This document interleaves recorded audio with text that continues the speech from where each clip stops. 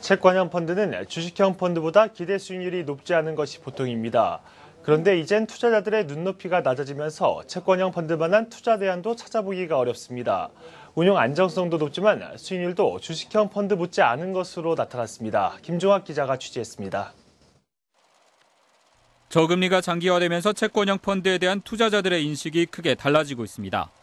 작년부터 올해까지 주식형 펀드에서 4조 1천억 원의 자금이 빠져나가는 동안 채권형 펀드에 3조 4천억 원의 자금이 몰렸습니다.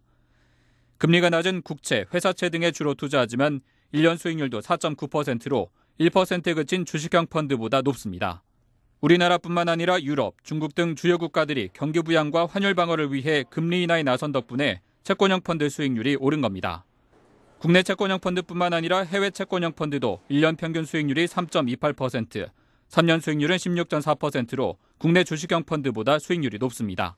해외 채권 펀드 가운데 재간접 펀드로는 블랙록 자산운용의 아시아 퀄리티 재간접 펀드의 1년 수익률이 10%가 넘습니다.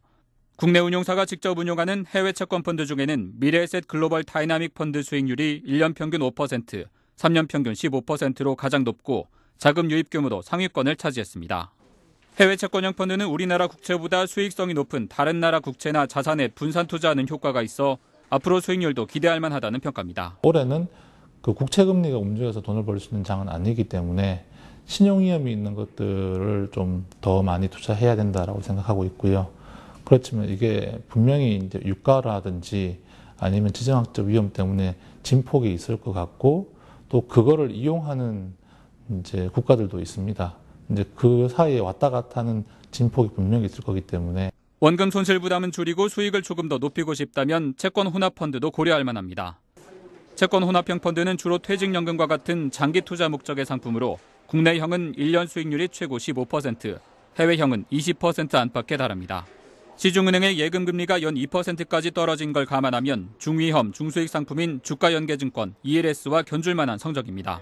미국의 조기 기준금리 인상 전망에도 유럽의 양적 완화 정책이 시행되고 신흥국의 추가적인 통화 완화 기대감으로 인해 채권 펀드의 강세가 한동안 이어질 전망입니다. 한국경제TV 김종학입니다.